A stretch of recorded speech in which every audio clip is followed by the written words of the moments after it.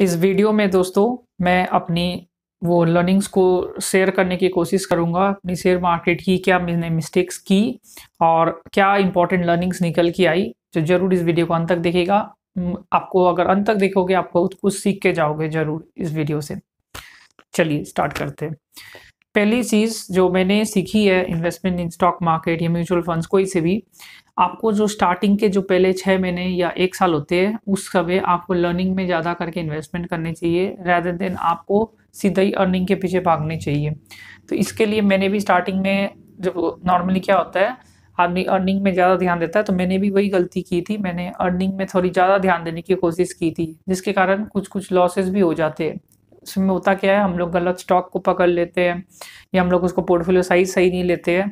तो ये पहली गलती थी कि इन्वेस्टमेंट इन लर्निंग नहीं हुई ज़्यादा और हमने सीधा ही डीमैट अकाउंट खोल के और मार्केट में पैसा लगाने में कोशिश की है। तो ये चीज़ पहली गलती है। तो दूसरी गलती जो मैंने भी की थी वो है कि मैंने डीमैट एंड ट्रेडिंग पोर्टफोलियो और इन्वेस्टमेंट पोर्टफोलियो एक ही करके रखा था इनिशियल स्टेजेस में, जिसके कारण बाद में जाके मेरे को कंफ्यूजन हुआ कि मैं एग्जैक्टली क्या कर रहा हूँ। तो ये आप गलती मत करिएगा, आप अपने ट्रेडिंग और इन्वेस्टमेंट पोर्टफोलियो को अलग रखिए। जो तीसरी गलती है जो मैंने की थी, मैंने अपनी एक बैलेंस शीट नहीं फ्रेम की। अगर मैं आसान भाषा में जिसको बैलेंस शीट नहीं समझ में आता है, एक एसेट और लाइबिलिटी मैंने कभी भी नहीं बनाने की कोशिश की अपनी।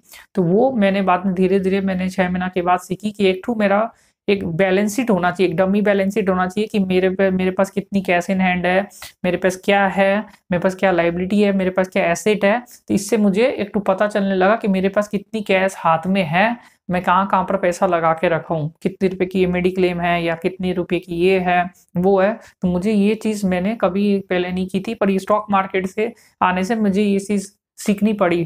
By force I have to learn this things. ये बहुत ज़रूरी है। ये आदमी नॉर्मली ये सब नहीं करते हैं, बट आपको अपनी बैलेंस शीट पता होना बहुत ज़रूरी है। आपके कितने रुपए के यहाँ पर लगे हैं, बैलेंस आपके लैंड बिल्डिंग जो भी आपके है, मेडिक्लेम या ये सब आपको एक बैलेंस शीट फ्रेम होना चाहिए। एटलीस्ट एक एक्सेल शीट में ये फ्रेम करके रखिएगा। तो ये मैंने सीखी इससे, ये बहुत इंपॉर्टेंट चीज़ है, ये बहुत ज़रूरी है आपके लिए। जो एक और जो इम्पोर्टेंट लर्निंग थी चौथी, जो इसमें थी कि इन्वेस्टमेंट आप कहीं पर भी करो, चाहे वो स्टॉक मार्केट हो या म्यूचुअल फंड हो, कोई भी आपके इंस्ट्रूमेंट हो, चाहे गोल्ड हो, आप इन्वेस्टमेंट में तभी पैसा कमाओगे या मोटा पैसा तभी कमाओगे जब आप कंपाउंडिंग समझोगे। तो कंपाउंडिंग तभी होगा कोई भी चीज़ में जब आप उसमें इन्वेस्ट करोगे लॉन्ग टर्म के लिए। अब आप लॉन्ग टर्म के लिए जब इन्वेस्ट करोगे तो वो जो भी एसेट क्लास में आप लगा रहे हो, चाहे इंडिविजुअल स्टॉक में लगा रहे हो या म्यूचुअल फंड में लगा रहे हो, आपको उसकी पूरी अच्छी खासी अंडरस्टैंडिंग होनी चाहिए और आपको समझ में आना चाहिए वो क्लास। तो जो भी आपको चाहे आपको जो इसमें भी स्पेशलाइज कर रहे हो, जो भी एसेट क्लास में जो आपकी है, तो आपको पूरी अंडरस्टैंडिंग होनी बहुत ज़रूरी है। चाहे वो कंपनी के बारे में वो सस्टेनेबल रेवेन्यू दे सकती है, तो ये बहुत इंपॉर्टेंट है। अगर आप इन्वेस्टमेंट कर रहे हो स्टॉक मार्केट में स्पेशली या कोई भी इंस्ट्रूमेंट में, तो आप मोटा पैसा तभी कमाओगे जब आप कंपाउंड कर पाओगे पैसा को। कंपाउंडिंग के लिए पेशेंस, कंसिस्टेंसी एंड डिसिप्लिन, ये 3 चीज़ बहुत ज़रूरी मुझे लगी कि ये बहुत ज़रूरी है।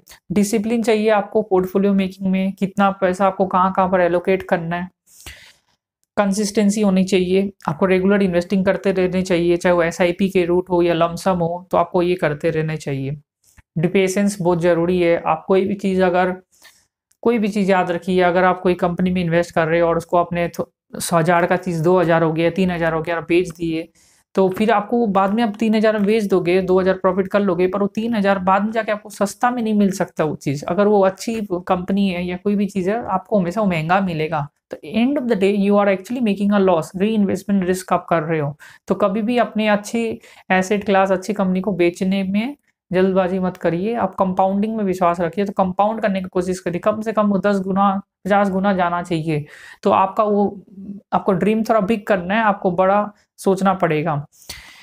जो 5वीं गलती है, जब भी आप इन्वेस्टमेंट कर रहे हो तो आप एक गोल सेट करिए, तो that is going to be helping you. जो भी आपका गोल है, सपोज आपने एक म्यूचुअल फंड लिया है, तो ये गोल रखिए कि ये म्यूचुअल फंड में मैंने एजुकेशन के लिए लिया है, ये मैरिज आपकी जो भी आपकी है, ये आप हॉलीडे टूर या जो भी है, तो वो आप एक तो प्लान आउट करने की कोशिश करिए। तो अगर मेरा ये गोल अचीव जब हो जाएगा ये कॉर्पस, तब मैं उसको सेल कर दूंगा, तो that can be one. Another goal could be कि आपको क्रिएट करना है वेल्थ। अगर वो है तो आप लॉन्ग टर्म के लिए और अपना होराइजन बढ़ा सकते हैं। तो गोल बेस्ड इन्वेस्टिंग करने की कोशिश करिए आप। एक चीज जो मैंने हमेशा नोटिस किया है कि mutual fund little bit underrated है कंपेयर टू शेयर्स। आप म्यूचुअल फंड से भी बहुत अच्छा वेल्थ क्रिएट कर सकते हो, और बेसिकली अगर आपके पास समय नहीं है, आप एम्प्लॉई हो, आप सैलरीड पर्सन हो, आप फाइनेंस के बंदे नहीं हो, you should always try to invest through a mutual fund route rather then directly going through share market. Because share market में आपको बहुत कुछ सीखना पड़ेगा, काफ़ी आपको एक इमोशनल इंटेलिजेंस डेवलप करना पड़ेगा, आपको थोड़ा स्टडी वगैरह भी करना पड़ेगा। It's not that easy but it's not that difficult इधर, बट आपको थोड़ा समय देने के बाद ही आप सीखोगे।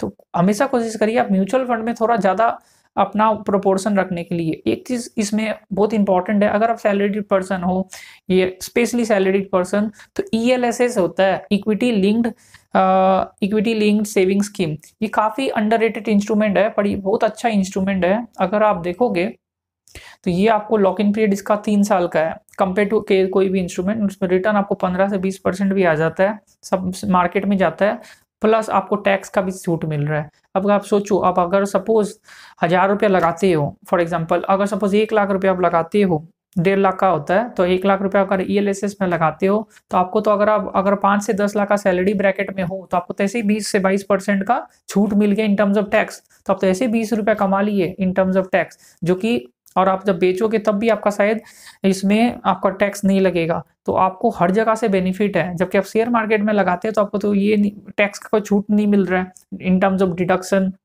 या आपको बाद में बेचने का टाइम में भी जितना कुछ वो नहीं है। तो ये चीज़ आप थोड़ा सा याद रखिएगा कि ELSS एक बहुत अच्छी इंस्ट्रूमेंट है। तो कम से कम आप सैलरीड पर्सन हो तो कोशिश करिए कि आप थोड़ा ELSS में इन्वेस्टमेंट करें। एक और इम्पॉर्टेंट चीज़, लमसम बहुत जरूरी है compare to SIP। I felt, क्यों? बिकॉज आप जब SIP करते हो म्यूचुअल फंड में, SIP भी जरूरी है पर लमसम ज़्यादा जरूरी है। रीज़न, अगर आप SIP करते हो तो आपका एवरेज आउट हो जाता है म्यूचुअल फंड्स में, या कोई भी स्टॉक SIP कोई भी चीज़ करो तो आपका एवरेज आउट हो जाता है रिटर्न मंथली बेसिस में। बट इन केस अगर आप लमसम करते हो, कोई भी पीरियड में आप लमसम करते हो और आप 4-5 साल बाद आप उसको देखोगे वो पैसा को, तो आपका हायर प्रोबेबिलिटी आप अच्छा रिटर्न कमा के निकलोगे। तो हम क्या करते हैं नॉर्मली, कोई म्यूचुअल फंड में अगर हम इन्वेस्ट करते हैं तो पहले हम एक लमसम पैसा लगाते हैं उसमें, डिपेंडिंग ऑन द मार्केट क्या सिचुएशन है। अगर बुल मार्केट है तो थोड़ा कम थी, बट डेफिनेटली मैं कोशिश करता हूँ कि पहले एक लमसम अमाउंट लगाया जाए और फिर SIP किया जाए उसमें। सपोज अगर 50,000 लगाना है तो मैं 25,000 लगाऊंगा लमसम और फिर मैं SIP लूंगा। इससे क्या होगा, मार्केट अगर ऊपर जाएगा तो मुझे बेनिफिट होने का चांसेस है ज़्यादा, और लमसम के रूट में। अगर मार्केट गिरता भी है, अगर मार्केट नीचे भी जाता है तो मैं तो SIP कर रहा हूँ ना। तो और नॉर्मली देखा गया मार्केट ऊपर ही जाता है ओवर द 10, 20, 15 ईयर्स। तो लमसम जरूरी है, आपको बीच बीच में लमसम करते रहना चाहिए म्यूचुअल फंड में। ये बहुत इंपॉर्टेंट बात बता रहा हूँ, लमसम करना बहुत जरूरी है आपको म्यूचुअल फंड या शेयर में। तो लमसम लगाओगे तभी जाके पैसा बनेगा। अपार्ट फ्रॉम दिस, जो मुझे लगता है जो कि बहुत ज़रूरी है, वो है आपका पोर्टफोलियो का साइजिंग करना, कि आप कैसे कॉन्सेंट्रेटेड पोर्टफोलियो कर रहे हैं। कॉन्सेंट्रेटेड करने का कोशिश करिए पोर्टफोलियो को। कॉन्सेंट्रेटेड बोलने का मतलब है, आप जैसे आपका स्टॉक मार्केट में लगा रहे हो पैसा, तो सपोज आपका 100 रुपया है, तो 100 रुपया में आप 25 रुपया स्टॉक मार्केट में लगा रहे हो। फॉर एग्जाम्पल मैं 100 रुपया का एग्जाम्पल दिया हूँ, तो आप 100 रुपया में 25 रुपया स्टॉक मार्केट में लगा रहे हो, 25 रुपया म्यूचुअल फंड में लगा रहे हो। तो जो 25 रुपया जो स्टॉक मार्केट में लगा रहे हो आप, 25 से 30 रुपया जो लगा रहे हो, उसमें आप 25 से 50 स्टॉक मत ले लीजिए, आप 10 से 15 स्टॉक ही लीजिए। आपका सपोज 1 लाख का पोर्टफोलियो भी है, आप उसमें 25,000 अगर स्टॉक में लगा रहे हो, सपोज आपका 1 करोड़ का पोर्टफोलियो और उसमें आप 25 लाख शेयर मार्केट में लगा रहे हो, तो आप है ना 10 से 15 स्टॉक से बेसी मत लीजिए, नहीं तो आपको रिटर्न नहीं बनेगा यहाँ पर में। आप ज़्यादा भी ले लोगे तो आप 15 से मैक्सिमम 15 कोशिश करिए, 15 से ऊपर ना जाए, 15 ही स्टॉक लेने का कोशिश करिए। और एक पोर्टफोलियो का परसेंटेज रख लीजिए, मेरे को 25 से 30% लगाना है स्टॉक मार्केट में, बाकी 25-30% म्यूचुअल फंड में लगाना है, बाकी आप गोल्ड वगैरह लिक्विड फंड्स। तो ये एक आप याद रखिए, आपको कॉन्सेंट्रेटेड पोर्टफोलियो रखने की कोशिश करनी है।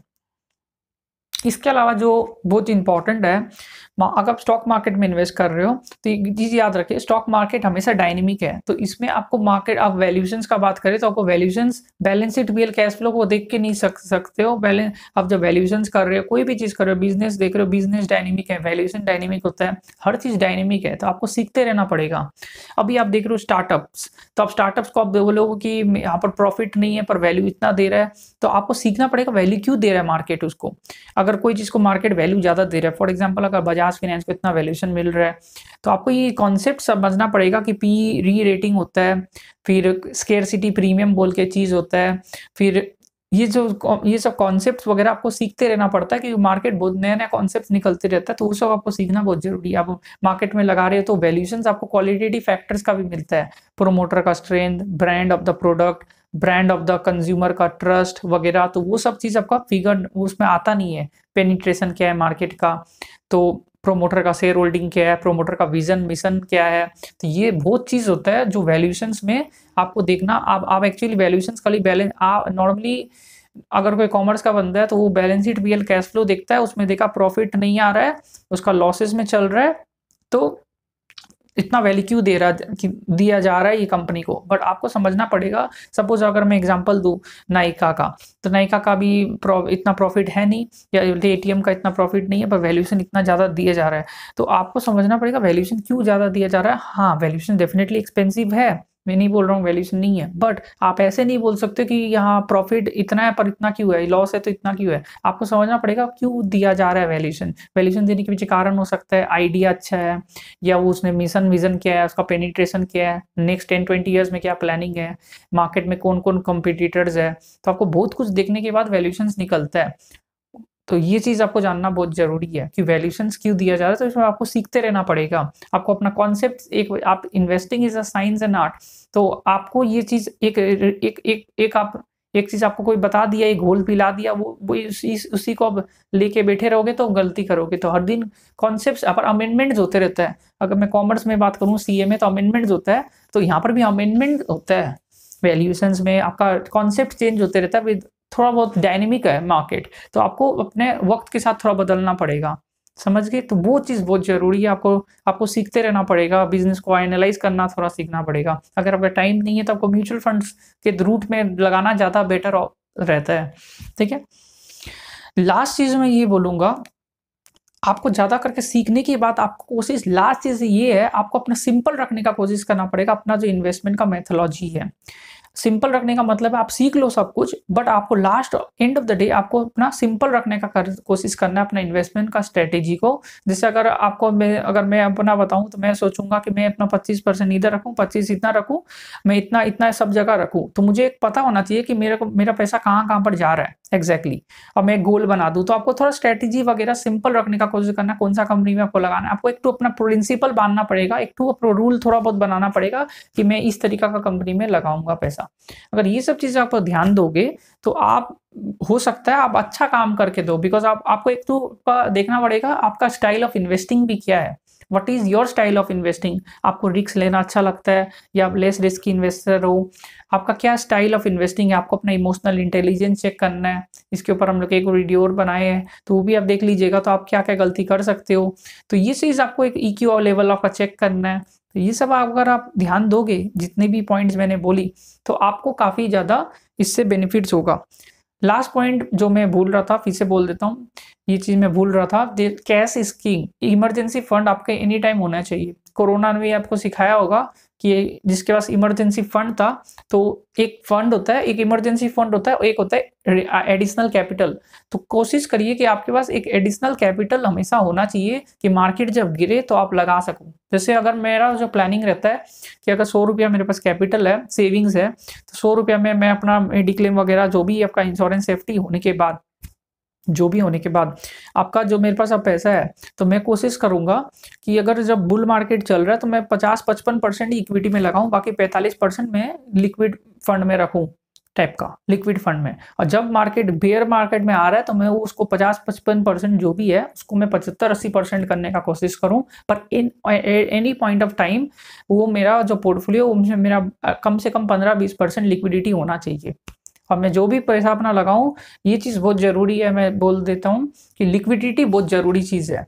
तो कहीं पर भी पैसा लगा रहे हो, आदमी पैसा को ब्लॉक कर देता है। तो बैलेंस शीट जब भी बनाओ तो अपना बैलेंस शीट को लिक्विडिटी में रखने का कोशिश करिएगा। जैसे आप आदमी पैसा ब्लॉक कैसे करता है, आदमी का बैलेंस शीट में अगर ध्यान देगा तो पैसा ब्लॉक होता है आदमी का लैंड बिल्डिंग में, या आपका पैसा ब्लॉक हो जाता है इन्वेंट्री में, तो इन्वेंट्री में ब्लॉक हो गया, या डेटर्स में ब्लॉक कर दिया पैसा, तो ये या किसी को पैसा दे दिया और वो डूब गया पैसा, तो ये सब चीज़ में आपका पैसा डूब जाता है। तो आपको कोशिश करना है कि पैसा आपका लिक्विड रहे और आपको रिटर्न भी मिले। तो आप अगर स्टॉक मार्केट में लगाते हो फॉर एग्जांपल, पैसा फेयरली लिक्विड है पर आपको वैल्यू थोड़ा कम बेसी मिलेगा। अगर कैश लिक्विड फंड में लगाते हो तो रिटर्न कम मिलेगा पर लिक्विड रहेगा। तो कोशिश करिए आपका जो इन्वेस्टमेंट हो वो फेयरली लिक्विड हो, तो कोई भी मुसीबत का समय आए तो आपके पास पैसा आप जल्दी से रिडीम कर सको कम बेसी, आपको दिक्कत नहीं है उस चीज़ का। तो ये सारी पॉइंट्स आप अच्छा से अगर नोट करोगे, मैंने भी काफ़ी गलती इसको लेके की थी लिक्विडिटी को लेके। और लोन तो लेना ही नहीं है कभी भी, तो लोन जितना कम रहे उतना बेटर है आपके लिए। तो अगर ये सब सारी आप अगर पॉइंट्स को अगर आप नोट कर लियोगे तो ये आपके काफ़ी काम आ सकती है आपके इन्वेस्टमेंट जर्नी में, या आपको एक अच्छी इन्वेस्टर बना सकती है। और लास्ट चीज़ ये है, अपनी मेंटल हेल्थ ये सब में भी ध्यान दीजिए, because that is going to really help in the stock market या investment journey, in mutual fund journey. Because खराब समय भी आता है, तो that time is very important कि आप मेंटल पीस बनाए रखें, because that is ultimately the real peace of. अगर आपका मेंटल माइंड ठीक रहेगा, आपका माइंड स्टेट ऑफ माइंड ठीक रहेगा, तो you will be able to make lot of wealth in this market. तो EQ बहुत जरूरी है। आशा करता हूँ ये वीडियो आपको बहुत अच्छी लगी होगी। अच्छी लगे तो लाइक एंड कमेंट करिएगा, जरूर सब्सक्राइब करिएगा इस चैनल को, प्रेस बेल आइकन करिएगा रेगुलर अपडेट्स के लिए, अपने दोस्तों के साथ शेयर करिएगा। ऐसी वीडियो हम लोग लाते रहते हैं, जरूर ऐसी वीडियो हम लोग कल आएगी और भी, तो जरूर इस चैनल को देखते रहिएगा। Keep seeing my channel and keep sharing it.